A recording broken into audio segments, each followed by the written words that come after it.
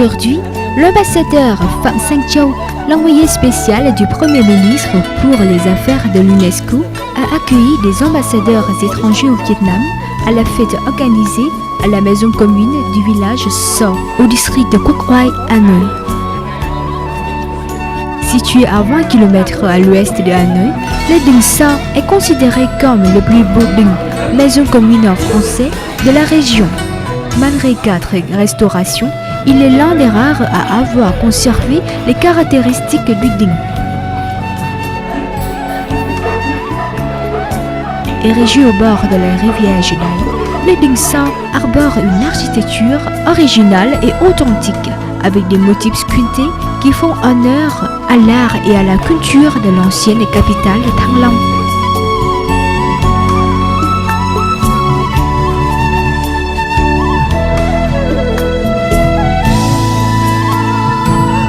L'architecture du Dinh So est emblématique des maisons communes de la région du Nord. Pensée selon des conceptions géométriques, avec ses gigantesques colonnes en bois de rétroplan. Petite parenthèse historique maintenant. Il faut savoir qu'à partir du XVe siècle, les dings sont devenus le lieu de culte du génie du village.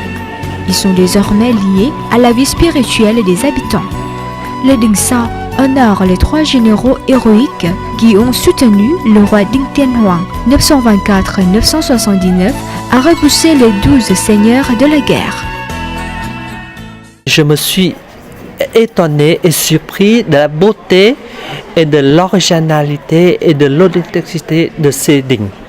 Et je pense que pourquoi on ne peut pas faire une nomination pour pouvoir classer les dings du Vietnam sur la liste patrimoine matériel selon la Convention 1972.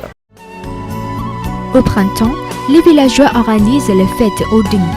Les offrandes copieuses sont préparées, remplies de plats spéciaux de la région avec du riz gluant, du poulet et des fruits. Les fêtes sont également une occasion de se retrouver et d'honorer le génie du village afin de s'attirer le bonheur et la chance.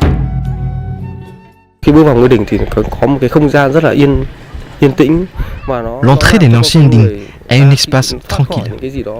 Cela permet de faire le vide. Cette ambiance paisible est vraiment relaxante.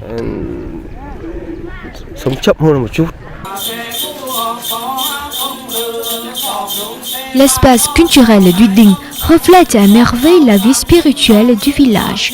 C'est ici que se perpétuent les arts traditionnels. Les chants à l'entrée sont un bon ensemble. Menacés de disparition, ils ont été réhabilités par les artistes qui puisent dans cette ambiance unique pour donner des représentations de chants et de musique chargées d'émotions.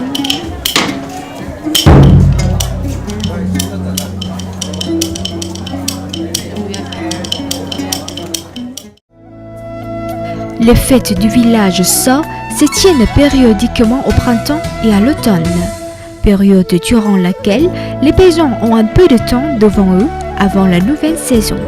C'est également le moment propice pour transmettre à la jeune génération les coutumes et les valeurs de la communauté. Par ailleurs, plusieurs métiers d'artisanat sont présentés. Les estampes de Kim Hoàng par exemple. Autrefois très populaire mais tombée dans l'oubli en raison de l'histoire chaotique du pays, on retrouvait la lumière grâce au dévouement et à la passion des peintres et artisans du village. Au nord, il existe plusieurs courants d'estampes traditionnelles, comme celle de Dong Ho, dans la province de Bắc Ninh, et celle de Hang Chung à Hanoï. Les estampes de Kim Hoàng ont disparu en 1945, ce qui fait que la plupart des gens ignoraient leur existence.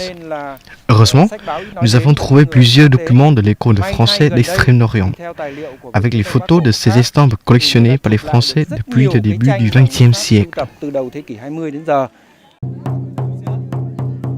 Les jours de fête, le Dinh So se part de ses plus beaux atours. Les activités culturelles suscitent de plus en plus la curiosité des jeunes Vietnamiens, mais aussi des touristes étrangers, chaque jour plus nombreux, à se rendre dans ce village. Il faut bien reconnaître qu'ici, l'image intemporelle et sacrée du village vietnamien, avec son ding et son bagnon, est parfaitement conservée. Ne reste plus qu'à espérer qu'une inscription du ding vietnamien au patrimoine culturel mondial de l'UNESCO pour une visibilité internationale.